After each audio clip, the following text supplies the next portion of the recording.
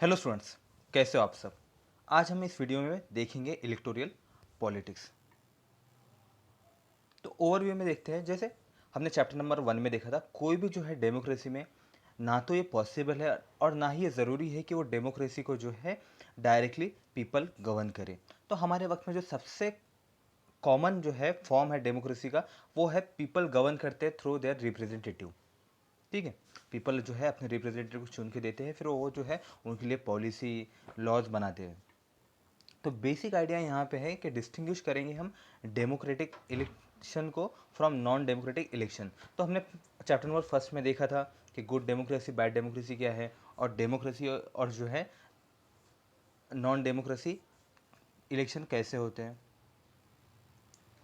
Y election, तो यहाँ पे एक जो है न्यूज़ क्लिप है 1987 के हरियाणा के असेंबली इलेक्शन की।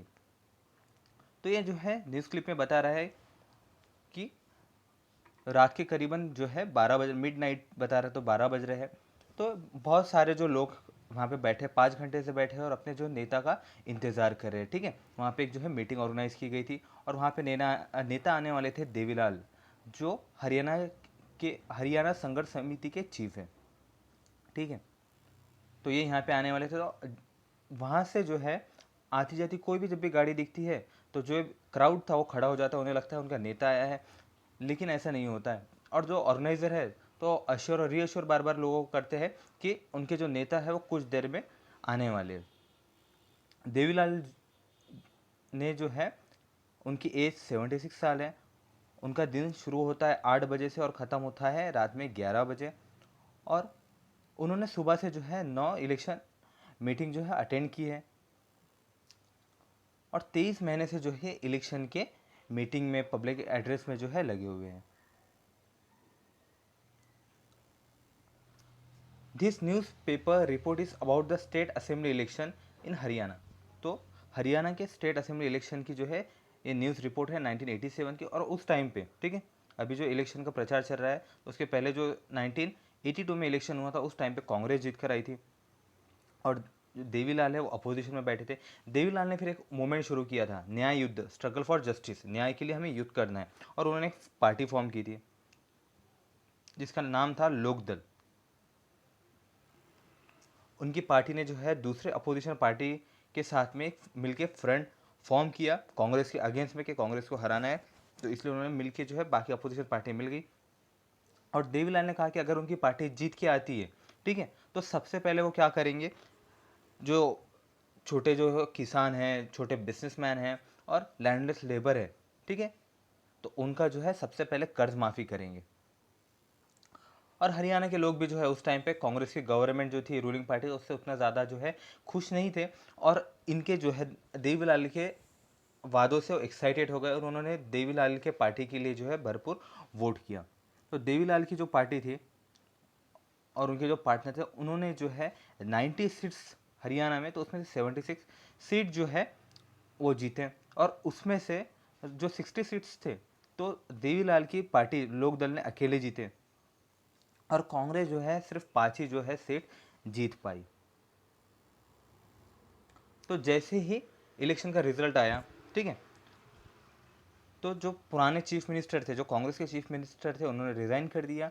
और जो भी न्यूली इलेक्टेड एमएलएस थे, मेंबर ऑफ लेजिस्लेटिव असेंबली, तो इन लोगों ने जो है अपना नेता देवीलाल को चुना कि हमें इन्हें सीएम बनाना है। तो गवर्नर ने उनको जो है 3 दिन के अंदर में, इलेक्शन के 3 दिन के बाद में ही इन्हें जो है उसकी ओथ दिला दी, शपथ दिला दी चीफ मिनिस्टर की। और जैसे ही देवीलाल चीफ मिनिस्टर बने तो उन्होंने सबसे पहला ऑर्डर दिया कि जो आउटस्टैंडिंग लोन है स्मॉल फार्मर का, एग्रीकल्चर लेबर का और स्मॉल बिजनेसमैन का, तो वो माफ़ कर दीजिए। उनकी जो पार्टी है अगले 4 साल तक के पावर में रही, सत्ता में रही, 1991 तक के। उसके बाद फिर इलेक्शन हुए, उसके बाद में जो है देवीलाल की जो पार्टी लोकदल थी उसको मुक्की खानी पड़ी और कांग्रेस जो है फिर से जीत कर आई और उसने कांग्रेस ने फिर से वहाँ पे सत्ता में काबिज हुई, अपनी सरकार बनाई।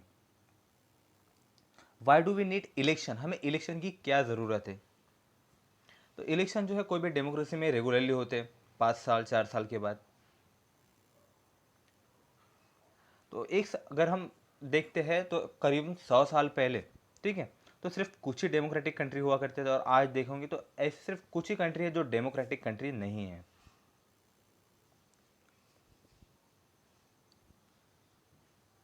तो अगर मान लीजिए कि हमारा एक डेमोक्रेसी है और वहाँ पे हम इलेक्शन नहीं लेते हैं, ठीक है, तो हम कैसे फिर वहाँ पे रूल करेंगे? तो एक रूल जो है लोग कर रहे हैं, तो लोगों के लिए पॉसिबल भी नहीं रहेगा कि हर बार जो है वो आए, हर रोज़ आए और जो है डिसीजन ले, ठीक है। कोई भी डिसीजन तो हमेशा जो है पूरे लोग आके इतने बड़े जो देश में इकट्ठे नहीं हो सकते, और ना ही लोगों के पास में जो है उतना टाइम है, और ना ही जो है स्पेशलाइज नॉलेज है हर जो है मैटर के बारे में, तो ये पॉसिबल नहीं है। तो इसलिए डेमोक्रेसी में जो है लोग अपने रिप्रेजेंटेटिव को भेजते हैं, चुन के भेजते हैं, जैसे हम लोग हमारे एमएलए को भेजते हैं, एमपी को भेजते हैं, और फिर ये बाद में जो है हमारे लिए पॉलिसी बनाते हैं। अगर हम दूसरा तरीका इस्तेमाल करते हैं, ठीक है, इलेक्शन नहीं करते, हम सिलेक्शन करके देखते हैं, ठीक है, तो हम ऐसे क्राइटेरिया रखते हैं कि जो सबसे ज़्यादा एक्सपीरियंस है या जो है एज ज़्यादा है तो हम उसको अगर बनाते हैं, ठीक है, या फिर हम दूसरा कोई और तरीका जो है सिलेक्शन के लिए लेते हैं कि एजुकेशन को लेते हैं, जो ज़्यादा एजुकेटेड है या जो ज़्यादा नॉलेजफुल है, जिसके पास ज़्यादा नॉलेज है। लेकिन फिर भी ये डिफ़िकल्ट हो जाएगा कि किसके पास जो है ज़्यादा नॉलेज है या कौन ज़्यादा एजुकेटेड है। लेकिन मान लीजिए फिर भी ये जो है डिफ़िकल्टीज आ गई, तो लोगों ने इसको मिलकर सॉल्व कर लिया, ठीक है, और सिलेक्ट कर लिया जो एज्ड पर्सन है या जो है एक्सपीरियंस ज़्यादा है या जो ज़्यादा नॉलेजफुल है या ज़्यादा एजुकेटेड है, ठीक है। फिर भी जो है चैलेंजेस क्या है? तो जो है ये सिलेक्शन अगर होगा तो क्या ये जो तरीका पूरा डेमोक्रेटिक होगा, पहली बात। और क्या हम ये पता कर सकते हैं कि जो ये लोग हमारे रिप्रेजेंटेटिव बने हैं तो ये लोगों को पसंद है कि नहीं है, क्या ये लोगों के फेवर में काम कर रहे हैं कि नहीं है, ठीक है। तो ये कैसे किया जा सकता है? तो इसके लिए एक मेकेनिज़्म चाहिए, ठीक है, कि ये लोग जो है लोगों को पसंद है कि नहीं है, जो चुनकर आए हैं, ठीक है, सिलेक्ट जिसको सिलेक्ट किया है, कि लोगों को पसंद है कि नहीं है, कि ये जो लोगों के जो है हित के लिए काम कर रहे हैं कि नहीं। तो इसके लिए एक मेकेनिज़्म चाहिए कि लोग जो है चूज़ करें अपने रिप्रेजेंटेटिव को after a regular interval of time and change him if they wish to do so, ठीक है। और ये मेकेनिज़्म को कहते हैं इलेक्शन, ठीक है।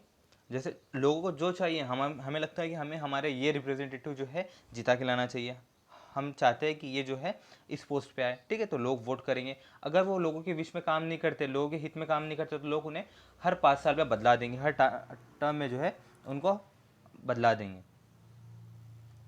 इलेक्शन जो है हमारे टाइम में उसको बहुत असेंशियल कंसिडर करते हैं एक रिप्रेजेंटेटिव डेमोक्रेसी में। और इलेक्शन जो है हमें क्या चॉइस देता है? They can choose who will make the law for them. तो लोग जो है ये खुद चूज़ कर सकते हैं कि उनके लिए कौन लॉ बनाएगा, उनके लिए कौन गवर्नमेंट बनाएगा, उनके लिए कौन जो है मेजर डिसीजन लेगा, ठीक है। जैसे हर टाइम में हर जो पार्टी है अलग अलग अपना जो है मोटो को लेके आगे बढ़ती है, तो लोग फिर उसके ऊपर भार देते कि पॉलिसी जो है कौन सी पार्टी की हमें पॉलिसी के साथ जाना है, कौन सी पार्टी की पॉलिसी हमें गाइड करेंगी, और उसके जो हिसाब से है लॉ बनेगा। What make a election democratic? तो इलेक्शन को जो है डेमोक्रेटिक कैसे हो सकता है? सभी जो है डेमोक्रेटिक कंट्री तो वो इलेक्शन लेती है, लेकिन कुछ ऐसी जो है नॉन डेमोक्रेटिक कंट्री है वो भी इलेक्शन लेती है। तो फिर जो हम इसको डिस्टिंग्विश कैसे कर पाएंगे कि डेमोक्रेटिक कंट्री कौन सी है और कौन सी नहीं है? तो इसके बारे में जो है हमने बहुत विस्तार से जाना था चैप्टर नंबर 1 में। तो आइए अभी एक बार देखते हैं कि एक मिनिमम लिस्ट जो है, सिंपल लिस्ट जो है, मिनिमम कंडीशन चाहिए डेमोक्रेटिक इलेक्शन के लिए। तो पहला क्या चाहिए? Everyone should be able to choose. This mean that everyone should have one vote and every vote should have equal value, ठीक है। तो सभी जो है जितने भी सिटीज़न हैं तो उनको जो है सबको वोटिंग राइट मिलना चाहिए। तो ऐसा हमारे यहाँ पे क्राइटेरिया है कि 18 ईयर्स के ऊपर में सभी जो सिटीज़न हैं तो सबको वोटिंग राइट मिलेगा, और सबका वोट इक्वल है। तो अगर मेरा वोट है या प्रधानमंत्री का वोट है या राष्ट्रपति का वोट है तो हमारे दोनों की वोट में कोई अंतर नहीं है, ठीक है। अगर मैं वोट एक कैंडिडेट को दूंगा तो मेरे वोट को अगर एक कंसिडर किया जाएगा तो राष्ट्रपति या प्रधानमंत्री के वोट को भी एक ही कंसिडर किया जाएगा। सेकंड कंडीशन क्या है? Parties and candidate should be free to contest election and should offer some real choice to the voter. तो ये इसको हम कंपेयर करते हैं चाइना से। तो चाइना में अगर किसी को इलेक्शन लड़ना है तो उसको पहले जो है पार्टी के पास में बताना पड़ेगा कि हमें जो है इलेक्शन लड़ना है, तो एक ही पार्टी है वहाँ पे, वो पार्टी चूज़ करेंगे, फिर वही बंदा जो है जीत कर आएंगे क्योंकि एक ही पार्टी है। तो इसलिए यहाँ पे कह रहा है कि पार्टी और कैंडिडेट को जो है फ्रीली आप कंटेस्ट करने दीजिए, और लोगों के पास में कुछ रियल चॉइस रहना चाहिए। जैसे अक्सर क्या होता है, सिर्फ दो ही पार्टी रहती है और लोगों के पास में रियल चॉइस नहीं रहती है, और फिर जो है इलेक्शन के ये मुद्दा उठता है कि आप इसको वोट देंगे, ठीक है, ये तो जो है कैपेबल नहीं है तो इसको वोट दो। तो हमारे पास में रियल चॉइस नहीं है। जैसे 2019 के इलेक्शन में भी हुआ था, हमारे पास में रियल चॉइस नहीं थी। आप जो है पप्पू को तो इलेक्शन वोट दे नहीं सकते, तो आप जो है दूसरे को वोट दे दीजिए, ठीक है। तो लोगों के पास में रियल चॉइस नहीं थी। Third, the choice should be offered at regular interval. तो यानी रेगुलर इंटरवल के लिए इसलिए इनकी जो चॉइस देना चाहिए कि अगर कभी हित में काम नहीं कर रहे लोगों के तो लोग उन्हें बदल सके। तो इलेक्शन एक रेगुलर इंटरवल में होना चाहिए। Fourth, candidate perform preferred by the people should get elected. तो जो कैंडिडेट को लोग पसंद कर रहे हैं तो वही जो है जीत के आना चाहिए। फिफ्थ क्या है, election should be conducted in fair and free manner where people can choose as they really wish. ठीक है, तो ये कंडीशन हमने चैप्टर नंबर फर्स्ट में देखी थी। कुछ जो जगह पे है, जैसे हमने पाकिस्तान का एग्जांपल लिया था, वहाँ पे इलेक्शन होते थे लेकिन फेयर एंड फ्री इलेक्शन नहीं होते थे, और दूसरे कंट्री का भी एग्जांपल लिया था। ये जो चीज़ें आपको बहुत सिंपल लगेंगी और जो है इजी कंडीशन लिखेंगे, लेकिन दुनिया में कई देश है जहाँ पे ये कंडीशन फुलफिल नहीं हो पा रही है।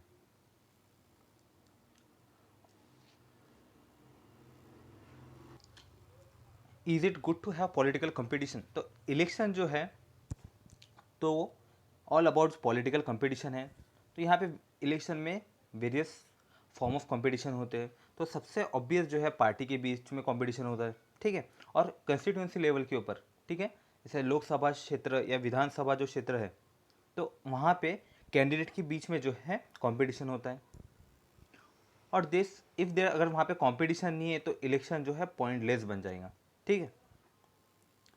But it is good to have political competition clearly and electoral competition might have many demerits. तो इलेक्टोरियल कंपटीशन के बहुत सारे डीमेरिट्स हो सकते हैं। तो कुछ लोग ये कहते हैं कि जो कंपटीशन है सेंस ऑफ डिसयूनिटी बनाता है। कुछ लोग कहते हैं कि फ्रैक्शंस बन जाते हैं लोगों के लोकेलिटी के बीच में। जैसे एक पार्टी के तरफ कुछ जो है, अगर वार्ड मेंबर का आप इलेक्शन पकड़ लीजिए तो कुछ लोग एक पार्टी की तरफ, कुछ लोग एक पार्टी की तरफ, तो ऐसा जो है हमारे वार्ड में ही गुट बन जाएंगे, तो फ्रैक्शंस बन जाएंगे, डिसयूनिटी हो जाएंगी लोगों में। और आपने कई लोगों से सुना होगा जो लोग कंप्लेंट करते हैं पार्टी पॉलिटिक्स के बारे में कि जो यहाँ की इसकी पार्टी पॉलिटिक्स जो है अच्छी नहीं है, और जो है दूसरे पॉलिटिकल पार्टीज और लीडर्स एक दूसरे के ऊपर जो है आरोप प्रत्यारोप करते हैं, ठीक है, एलिगेशंस लगाते हैं। पार्टी और कैंडिडेट कई बार जो है डर्टी ट्रिक्स इस्तेमाल करते हैं इलेक्शन जीतने के लिए। कुछ लोग कहते हैं कि जो इलेक्शन जीतने का जो है प्रेशर है तो ये लंबे समय के लिए एक सेंसिबल पॉलिसी नहीं बना सकता, ठीक है। और जो कुछ अच्छे लोग जो है वो देश को जो सर्व करना चाहते हैं, ठीक है, तो वो भी जो है इससे दूर रहते हैं, पॉलिटिक्स से दूर रहते हैं, और कहते हैं कि हमें जो एक दलदल में, पॉलिटिक्स के दलदल में नहीं जाना है। हमारे कॉन्स्टिट्यूशनल मेकर इस सभी चीज़ से अवेयर थे, ठीक है, ये पूरे प्रॉब्लम से अवेयर थे, लेकिन फिर भी उन्होंने फ्री कंपटीशन चुना, क्योंकि ये सिस्टम जो है लंबे समय चलने के लिए सही है। मान लीजिए हम, ठीक है, मान लीजिए हमारे एक आइडियल जो है सोसाइटी है, पूरा आइडियल है, तो एक आइडियल वर्ल्ड है, तो पूरा हमारे पॉलिटिकल लीडर्स को सब पता है कि लोगों को क्या चाहिए, और वो मोटिवेटेड भी है कि लोगों के डिज़ायर के लिए हमें काम करना है, लोगों के लिए काम करना है। लेकिन असली में जो है हमारा पॉलिटिकल कंपटीशन जो है आइडियल रहता है, नहीं रहता है। कई बार जो है नेता लोग बाकी जो ऑक्यूपेशन के जैसा, प्रोफेशन के जैसा खुद आगे बढ़ना चाहते हैं, उनकी खुद की डिज़ायर पूरी करना चाहते हैं। जैसा अभी जो है एक नेता का भाषण आया था, तो उन्हें जो है एमएलए इसलिए बनना था क्योंकि उन्हें हेलीकॉप्टर में बैठना था, ठीक है। तो सबके जो है ऐसा कुछ डिज़ायर रहते हैं, लोगों को सर्व करना तो हर आदमी का डिज़ायर नहीं रहता है, ठीक है।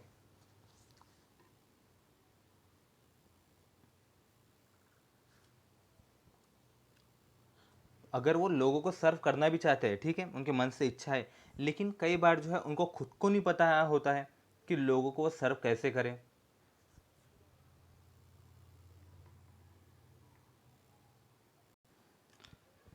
तो ये जो रियल लाइफ प्रॉब्लम है, तो इससे कैसे डील किया जाए?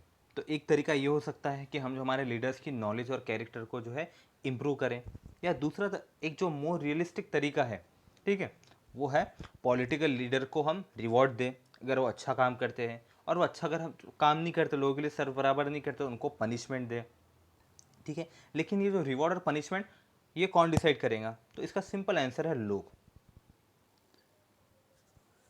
तो यही काम जो है एक इलेक्टोरल कंपटीशन करता है। रेगुलर इलेक्टोरल कंपटीशन जो होता है, तो ये इंसेंटिव देता है पॉलिटिकल पार्टीज़ को और लीडर को। अगर वो लोगों के इश्यूज उठाएंगे, ठीक है, लोगों के हित में जो है इश्यूज उठाएंगे, तो वो पॉपुलर भी होंगे और उनकी जो चांस है अगले इलेक्शन में जीतने का वो भी बढ़ जाता है। अगर लेकिन जो है इशू को ना उठा पाए, तो उनके जो है वोटिंग वोटर्स जो है अगली बार उन्हें वोट नहीं करेंगे। तो इसलिए अगर पॉलिटिकल पार्टी या पॉलिटिकल लीडर जो है सिर्फ मोटिवेटेड है पावर में आने के लिए, फिर भी उन्हें लोगों के जो के हित में काम करना पड़ेगा। क्यों? क्योंकि अगर वो काम नहीं करेंगे तो उन्हें वोट नहीं मिलेंगे। तो ये एक मार्केटिंग के तरीके जैसा हो गया, जैसे मार्केट ऑपरेट होता है। जैसे दुकानदार है तो उसका इंटरेस्ट सिर्फ पैसा कमाने में, प्रॉफिट कमाने में, लेकिन वो फोर्स हो जाता है कि लोगों को गुड सर्विस दे। अगर वो अच्छी सर्विस नहीं देगा तो कस्टमर क्या है, दूसरे दुकानदार की तरफ चले जाएगा। तो ऐसा ही जो होता है पॉलिटिक्स में भी होता है। तो पॉलिटिकल पार्टी जो है लोगों को अपने साथ में जोड़ के रखना चाहती है, उनके जो है हित के लिए काम करती है, क्योंकि उन्हें वोट चाहिए। अगर वो ये काम नहीं करेंगी तो कोई दूसरी और पार्टी करेगी। यहाँ पे भी फोटो में देख सकते हो कि नेता जो है उसको उल्टा एक किसान ने पकड़ लिया है। तो नेता देखिए क्या कह रहा है, मेरे पास योजना है, घोषणा है, वादे है, तेरे पास क्या है? तो ये किसान कहता है मेरे पास में वोट है। और जैसे इलेक्शन हो जाते हैं तो एकदम से वक्त बदल गया, जज्बात बदल गए। तो देखिए नेता जो है प्रॉमिस जो है अपने झूठे प्रॉमिस साथ में लेके जा रहे हैं, और वोटर्स जो है इस डॉग के तरह रिप्रेजेंट कर रहे हैं। What is our system of election? तो इंडिया में जो है इलेक्शन सिस्टम कैसा है? जैसे आप सब जानते हो हमारा इंडिया जो है एक डेमोक्रेटिक कंट्री है। तो हमारे इंडिया में जो है लोकसभा और विधानसभा, ठीक है, तो यहाँ पे हर 5 साल के लिए इलेक्शन होते हैं। लोकसभा और विधानसभा, ठीक है। लोकसभा और राज्यसभा अलग है। तो राज्यसभा जो है परमानेंट हाउस है, ये कभी डिजॉल्व नहीं होता। लोकसभा हर 5 साल में डिजॉल्व होगा। विधानसभा लेजिस्लेटिव असेंबली ये 5 साल में डिजॉल्व होंगी। लेकिन लेजिस्लेटिव काउंसिल विधान परिषद ये डिजॉल्व नहीं होती है कभी, ठीक है। इसके जो मेंबर्स हैं हर 2 साल में रिटायर होते हैं, विधान परिषद के और राज्यसभा के, ठीक है। तो लोकसभा और विधानसभा ही जो है हर 5 साल में डिजॉल्व होंगी। तो हर 5 साल में ये डिजॉल्व होती है, और इसके जो है नए मेंबर के लिए इलेक्शन होते हैं, ठीक है। यानी जो है इलेक्शन होता है, इससे हम जनरल इलेक्शन भी कहते हैं। तो ये इलेक्शन कैसे लेंगे? जैसे हमें पूरे इंडिया में 543 जो है लोकसभा के रिप्रेजेंटेटिव लाना है, लोकसभा के जो है मेंबर लाना है। तो इसको कैसे करेंगे, ठीक है। तो इसको जो है हम पॉपुलेशन में बांटते हैं और रीजन्स में बना देते हैं। जैसे मान लीजिए कि चंद्रपुर, बल्लारशाह, राजूरा, घुग्गुस, ठीक है, वरोरा, ये सब मिला के हमने 5 जो है ये शहर मिला के हमने एक एरिया बना दिया, और यहाँ से एक हमारा एमपी जा रहा है, मेंबर ऑफ पार्लियामेंट। ओके, तो यहाँ की जितनी पॉपुलेशन रहेंगी, तो ऐसे एग्जाम्पल पे तो हम 543 के हिसाब से जो पूरी पॉपुलेशन को बांट लेंगे, और वहाँ पे उसके लिए हम हमारे एमपी जो है इलेक्ट करेंगे, ठीक है। ये हो गया है लोकसभा के लिए। अब हो गया विधानसभा के लिए, देखते हैं। तो विधानसभा के लिए हम स्टेट को देखेंगे, स्टेट की हमारी जितनी पॉपुलेशन है तो उसको हम डिस्ट्रीब्यूट करेंगे सीट वाइज पे। जैसे हमें अगर 100 जो है सीट लाना है लोकसभा में, तो हमारे महाराष्ट्र के पॉपुलेशन को हम 100 सीट के हिसाब से बांटेंगे। तो जितनी पॉपुलेशन आएंगी तो हम उतने एरिया में एक कंस्टिट्यूंसी बना देंगे, और वहाँ से जो है एक रिप्रेजेंटेटिव को हम चुन के लेंगे, ठीक है। तो ये जनरल इलेक्शन हो गया। कभी कभार क्या होता है बाई इलेक्शन भी लेना पड़ता है। जैसे मान लीजिए कि अभी 6 महीना पहले इलेक्शन हुआ था, तो जो जीत कर आए तो उसमें से एक कैंडिडेट की जो है मौत हो जाती है, या कभी एक कैंडिडेट रिज़ाइन कर देता है, तो उस जगह को खाली तो रख नहीं सकते। तो उस जगह पे फिर से वोट लेते हैं, फिर से इलेक्शन लेते हैं, उसको बाई इलेक्शन कहते हैं। और जो हम ये एरिया को डिवाइड करते हैं, ठीक है, जो कंस्टिट्यूएंसी हम इसको इलेक्टोरल कंस्टिट्यूएंसी भी कहते हैं, ठीक है। जैसे कंस्टिट्यूएंसी विधानसभा क्षेत्र, लोकसभा क्षेत्र, ये हमारा मराठी टर्म हो गया। इसको इंग्लिश में कहेंगे कंस्टिट्यूएंसीज। हमने डेमोक्रेसी के जब फीचर्स देखे तो उसमें एक फीचर्स ये भी था कि हर आदमी को एक वोट मिलना चाहिए और हर वोट की वैल्यू इक्वल होनी चाहिए। तो हर वोट की वैल्यू इक्वल होनी चाहिए, इसलिए कंस्टिट्यूएंसी को इस तरीके से बांटते हैं कि हर कंस्टिट्यूएंसी में, अगर हम जो है लोकसभा के लिए लेते हैं तो लोकसभा की हर कंस्टिट्यूएंसी में सेम नंबर ऑफ वोटर रहते हैं रफली, और लेजिस्लेटिव असेंबली में जब लेते हैं तो वहाँ पे भी रफली जो है सेम नंबर ऑफ वोटर्स रहते हैं एक कंस्टिट्यूएंसी में। Similarly, each state is divided into specific number of assembly constituency. तो जो असेंबली से जीत के आते हैं, जो मेंबर बनते हैं, तो उन्हें हम एमएलए कहते हैं, और जो पार्लियामेंट में जीत कर आते हैं, ठीक है, तो उन्हें हम एमपी कहते हैं। तो ये सेम प्रिंसिपल जो है नीचे लेवल पे भी आता है, ठीक है, लोकल बॉडी में, रूरल में हम पंचायत में देखते हैं, और हमारे जो है लोकल बॉडी शहरों में रहती है, जैसे महानगर पालिका रहती है, तो वहाँ पे म्यूनसिपल इलेक्शन में देखते हैं। तो पहले हम एरिया को वार्ड में बांटते हैं, ठीक है, छोटे छोटे वार्ड में, तो सेम चीज़ यहाँ पे होती है। और कई बार जो है कंस्टिट्यूंसी को सीट भी कहा जाता है।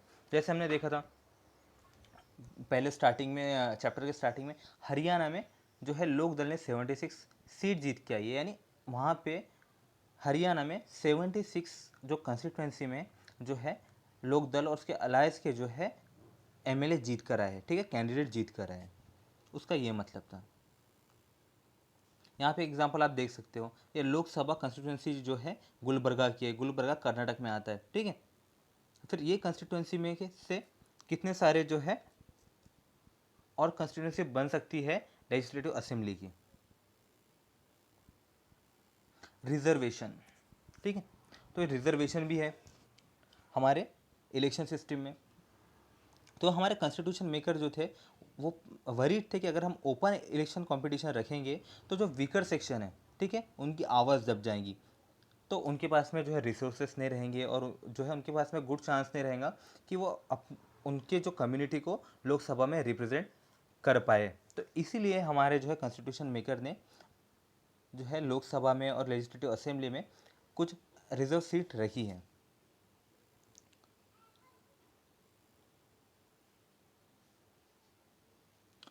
तो ऐसा भी हो सकता था, ठीक है, तो ये वीकर सेक्शन को जो पैसे वाले लोग थे, ठीक है, उस टाइम में ज़मींदार हुआ करते थे, वो इन्फ्लुएंस कर दे, या फिर ये जो है गरीब लोगों के पास में, जो वीकर सेक्शन के पास में एजुकेशन ना रहे, तो उनके पास में उतनी नॉलेज ना रहे कि कैसे किया जा सकता है।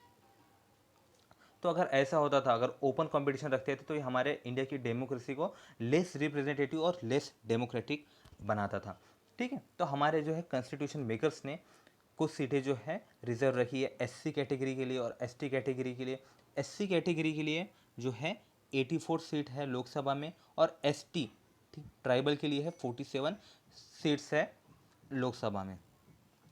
और इनकी जो है सीट्स जितने भी रिजर्व है, तो ये अकॉर्डिंग टू द पॉपुलेशन है, इनकी पॉपुलेशन जो है हमारे देश में, एससी कैटेगरी की और एसटी कैटेगरी की पॉपुलेशन हमारे देश में, तो किसी के साथ में जो है नाइंसाफ़ी नहीं हो रही है, ठीक है, इनको जो है अपना परसेंट ऑफ शेयर का रिप्रेजेंटेशन मिल रहा है, ठीक है।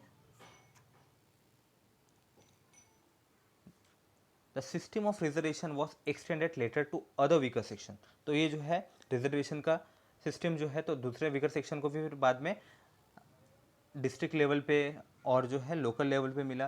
तो बहुत सारे जो स्टेट में है, तो वहाँ पे पंचायत और अर्बन जहाँ पे लोकल बॉडी के इलेक्शन होते हैं, तो वहाँ पे ओबीसी को भी जो है रिजर्वेशन मिला है, फीमेल को रिजर्वेशन मिला है, 1/3 रिजर्वेशन हमारे इंडिया में हर लोकल बॉडी में फीमेल को मिला है, और हमारे महाराष्ट्र में जो है 50% रिजर्वेशन है वुमेंस को लोकल बॉडी इलेक्शन में। वोटर लिस्ट, तो हमारा ये बात तो अभी तक की हो गई, वोटर इलेक्शन में वोट कौन देगा, तो इसके ऊपर हम जब चर्चा करते हैं तो डिस्कशन करते हैं, ठीक है। तो वोटर लिस्ट बनती है जिसको ऑफिशियली इलेक्टोरल रोल कहते हैं, जिसको हम मराठी में यादी कहते हैं, और इसको वोटर लिस्ट भी कहते हैं। तो इसमें देखा जाता है कि कौन कौन जो एलिजिबल है वोट करने के लिए। तो कुछ लोग जो जिनके ऊपर क्रिमिनल केसेस जो है सीवियरली जो केसेस चल रहे हैं तो उनको जो है कभी कभार एक्सक्लूड भी किया करता है, लेकिन ये बहुत कम ही जो है ऐसा होता है। ठीक है, जो लोग डेथ हो गए हैं तो उनको वोटर लिस्ट से निकाल दिया जाता है। तो हर 5 साल में जो है ये वोटर लिस्ट अपग्रेड होती है, अपडेट होते रहती है ये 5 साल में वोटर लिस्ट। तो इसमें जो भी क्राइटेरिया रहेगा, जैसा 18 साल के ऊपर के वो एरिया में रहने वाले सभी लोगों के नाम जो है ये वोटर लिस्ट में आते हैं। और इलेक्शन के पहले ही ये वोटर लिस्ट लोगों के पास में पहुंच जाती है, लोग अपने नाम देखते हैं। और जब भी वोट डालने जाते हैं तो वहाँ पे आप देखे होंगे कभी कि जब वोट डालने जाते हैं तो टेबल पे कुछ लोग बैठे रहते हैं, तो वहाँ से वो आपका इपिक जो कार्ड है तो उसमें से नंबर देखते हैं, फिर मैच करते हैं, फिर आपको नंबर लिख कर देते हैं। ठीक है, यानी आपका जो है कौन सा नंबर है इस वोटर लिस्ट पे, और आप बाद में जाके इलेक्शन में वोट कर सकते हो। तो हमारे जो कंट्री में है तो 18+ का क्राइटेरिया कि जो 18 साल के ऊपर के लोग हैं तो वो इलेक्शन में वोट दे सकते हैं।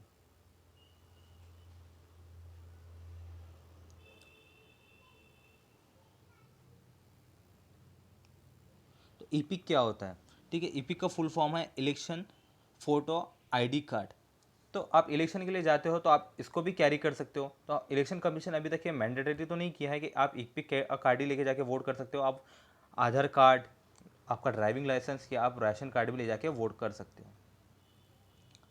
नॉमिनेशन ऑफ कैंडिडेट,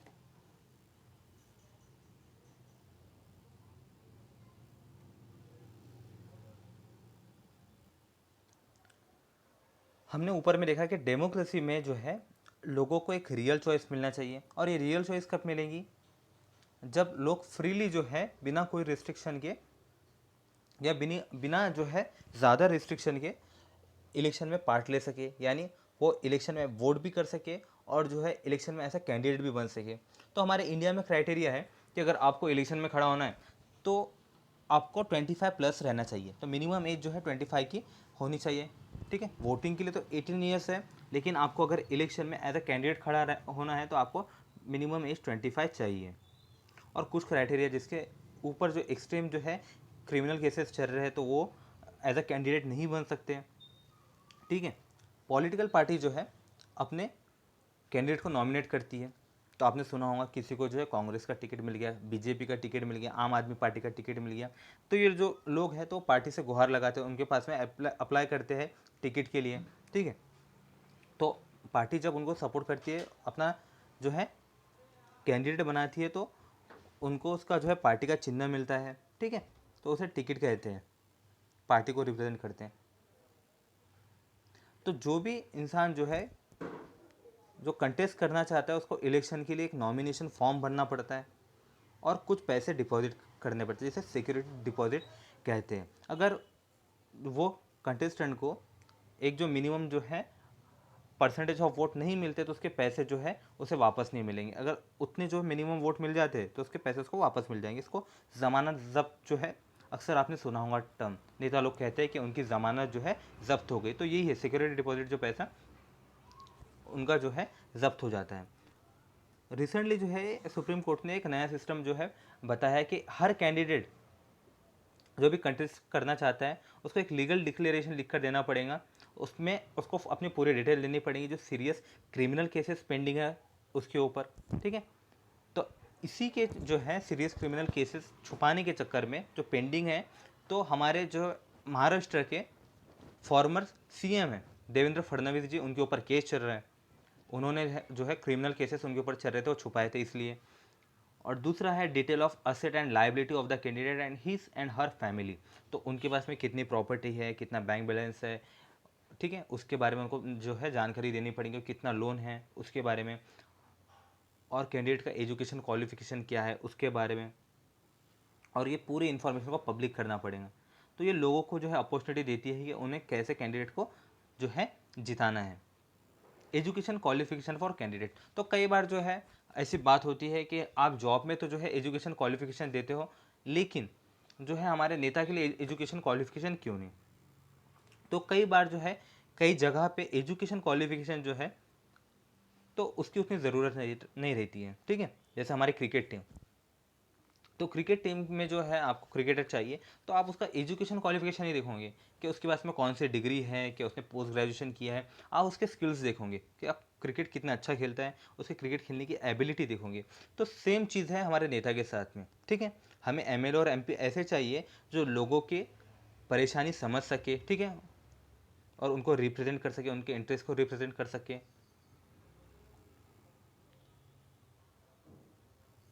तो इसको एग्जामिन कौन करेगा? इसको जो है लोग एग्जामिन करेंगे कि उनको समझ पा रहे हैं कि नहीं कर पा रहे हैं। तो अगर एजुकेशन पे मैटर रखता है, ठीक है, तो ये लोग ही डिसाइड करेंगे कितना एजुकेशन मैटर रखता है। ओके, क्योंकि जो है क्राइटेरियन सुप्रीम कोर्ट ने ये भी बोला है कि आपको एजुकेशन भी बताना है। In our country putting an education qualification would go against the spirit of democracy. अगर हमारे जो कंट्री में एजुकेशन क्वालिफिकेशन अगर रख देंगे तो हमारे 90% जो लोग हैं तो वो बाहर हो जाएंगे, कंपटीशन के बाहर हो जाएंगे, तो हमारा देश में जो है डेमोक्रेसी उतनी ज़्यादा जो है फल फूल नहीं पाएंगी।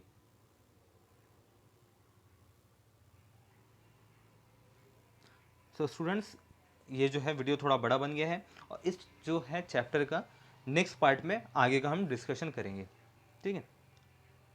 आपको कुछ भी डाउट्स रहे तो प्लीज़ मैसेज कीजिए, कमेंट कीजिए। Thank you.